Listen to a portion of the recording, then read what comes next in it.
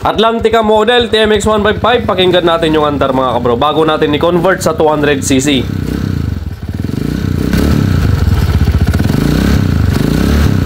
Okay, good morning mga bossing. From, di natin, Muñoz boss?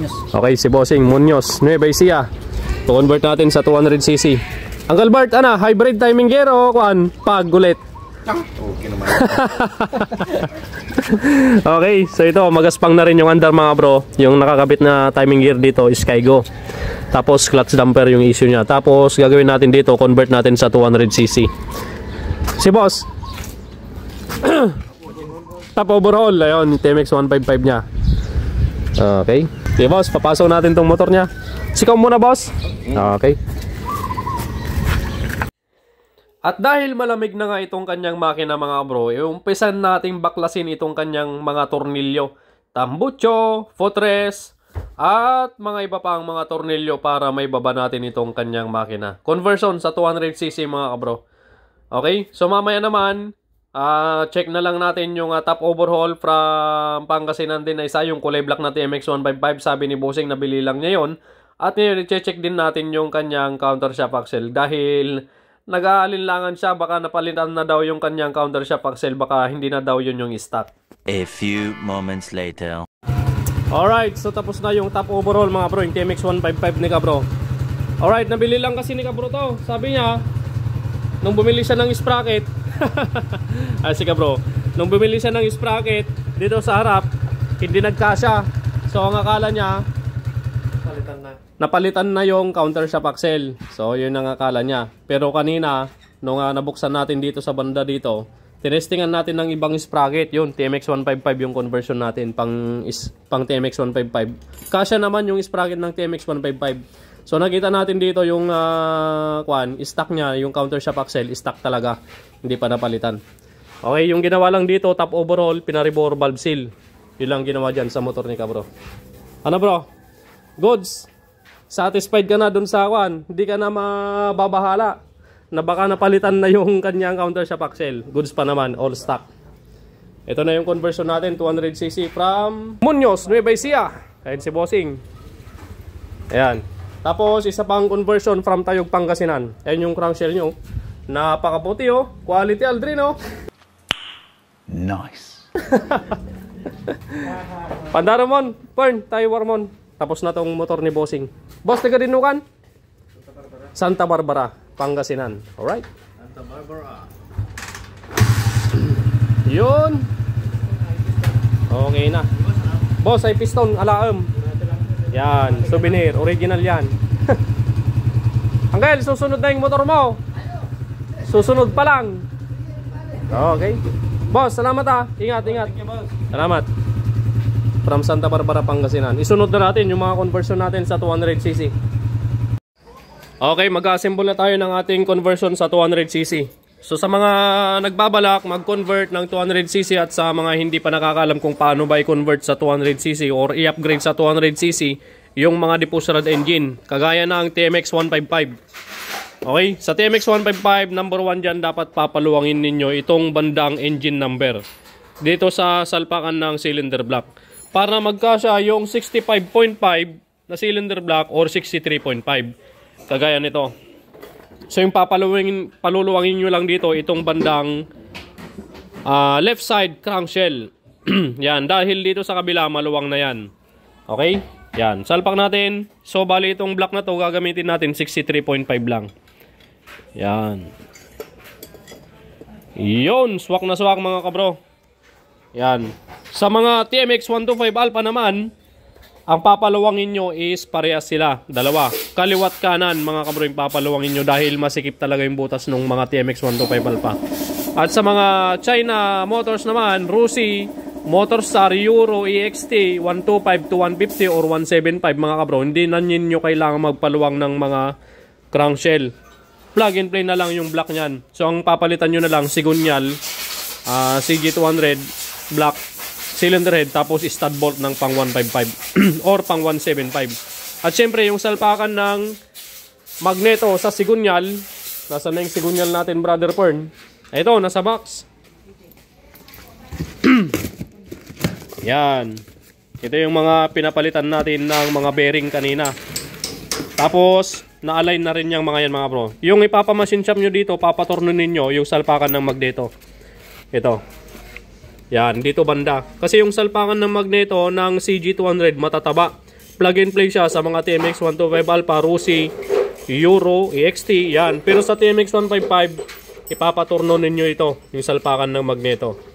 Yan, pinapalitan na rin natin ng bagong bearing yan, Nachi brand, kabilaan. Yan. So, bali dalawa to. Kakabit natin sa motor ni Bossing from Muñoz. At yung isa from Tayog, Pangasinan. Okay? Assemble! Okay, so dito na tayo mga bro. Natakpan na natin yung ating transmission na isalpak na natin. Nailagay na rin natin yung CG200 na sigunyal. Dito na tayo sa bandang clutch side. Yan, panggilid set, naikabit na natin. At dito naman, nilalagyan ko ng langis yung clutch lining para ma-assemble na natin dito sa kanyang clutch hub. At pagkatapos, ayan, naigpitan ko na yung 4 na tornilyo sa may bandang clutch spring. At pagkatapos, lagay na natin yung rotor oil pump at higpitan na natin yung mga castle nut. Pagkatapos naman yan, langisan natin at pagkatapos yung gasket at pinalitan na rin pala natin ito ng clutch oil seal dahil may konting leak na dyan. Alright, so takpan na natin to, higpitan na natin lahat ng mga tornilyo. Okay, so pagkatapos dyan, dito naman tayo sa bandang timing gear. Timing gear set, isasalpak natin dito ay PAG na brand. Yan, naubos na ang ating timing gear, hybrid silent na timing gear, naubos na sapagkat napaka-quality talaga at napaka-spok ng andar. Alright, so dito, back to PAG brand tayo. Dahil ito lang ulit ang available at nagkaroon ulit ng legit na PAG na brand na timing gear set. Alright, pagkatapos natin nikabit yung timing gear, lagay na natin yung stator coil at syempre yung kanyang magneto. Yan, pagkatapos natin ilagay yung kanyang magneto mga kabro ay ilalagay na natin dito yung ating cylinder block. 63.5 na cylinder block yung gagamitin natin dito at saktong-saktong 200cc lang to mga kabro. Yan. Okay, pagkatapos natin ilagay yung cylinder block, ilagay na natin yung metal gasket. At syempre, isusunod na natin yung cylinder head na gagamitin natin dito ay SG175 Skygo. Alright, pagkatapos natin na ilagay yung block, ilagay muna natin yung stud bolt. Pagkatapos, cylinder head na mga bro. At ilagay na natin ang 4 na stud nut. Higpitan na natin ang lahat ng mga yan. Pagkatapos, ilagay na natin yung push rod na pang CG200 at syempre yung ating rocker arm para matakpan na natin ito at para matapos na at may kabit na natin sa chassis mga bro. Syempre, susunap muna natin to, lagyan muna natin ng 0.06 mm at syempre, ang isa sa pinaka-importante sa makina ay yung ating langis sa makina. Alright? Tapos na. 1 eternity later. Alright, nalpasan mga bossing. Conversion sa 200cc from Muñoz, Nueva Ecija at from Tayog, Pangasinan. Pandarin na natin tong motor ni bossing para makauwi na rin. Medyo magdidilim na mga kabro. Start. Ayos. Bossing, mabalinan. Quality boss 200cc. So yung ginamit natin dito mga bro, nagpalit tayo ng timing gear dahil kanina magaspang na rin yung andar niya. Palit tayong timing gear PAG na brand dahil naubos na yung hybrid timing gear natin. Hybrid silent naubos na, wala nang stock yung pinagkukuhanan natin. Okay, yan, cylinder block 63.5, cylinder head Skygo 175, sigunyal 62mm stroke. Tapos push rod mga kabro yung ginamit natin dyan. Pinalitan din natin. Ayos. Nagpalit din pala tayo ng kwan dito. Clutch lining, tsaka clutch damper. Bossing, mapalitan. Ayan si Bossing from Muñoz, Nueva Ecija. Tinest drive ko na to kanina mga bro. Okay na. Bale, in-adjust ko na rin yan. Sinunap na rin natin. Nilagyan muna natin ng 0.06 mm na filler gauge. Yung gauge niya. Okay. Yan yung mga nagpalitan ni Bossing. Sigunyal, block, cylinder head, push rod. Okay, boss, takbong 40 muna, break in. Smooth break in. Bossing, hintayin mo yung sticker. Aldrin, huwag yung sticker. Wala pang yung sticker si bossing eh. Kuha ang dalawa. Boss, napapansa pa yung idol na. Ayos lang. Sabagay, umataw niya. Okay. Ito naman mga kabro, overtime. Kapag ganyang overtime, mahal ang labor. Kapag motor ni Gerald. Yung isa naman, papanda rin natin. 200cc conversion din from Tayog, Pangasinan. Bukas na lang i-readjust yan.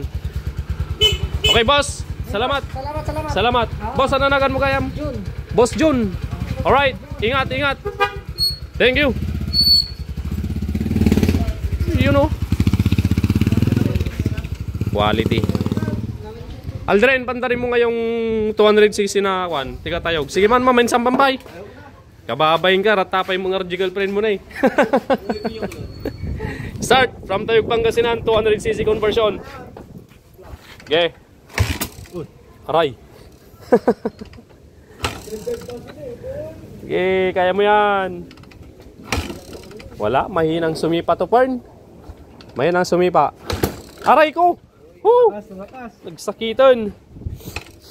Kaunsa, nag-overflow sa mo, brother. Ako nga. Mahina to. Pumihilay. Mahina. Mahina. Okay, ito na rin yung conversion natin sa 200cc. At syempre, ang nagbuo na dyan, si Brother Fern. Ayan.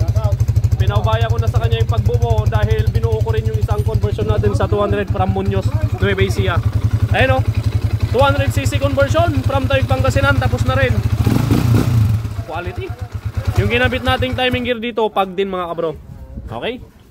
Readjust na lang bukas.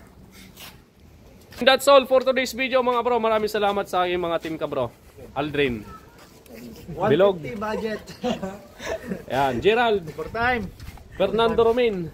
At syempre, iba ang aming Tagalog na kumpare. Siyempre. Pare, Jerry Krenz, Gaculais, Austria, from Santo Domingo, Nueva Ecija. Alright? Maraming salamat mga bossing. God bless you all.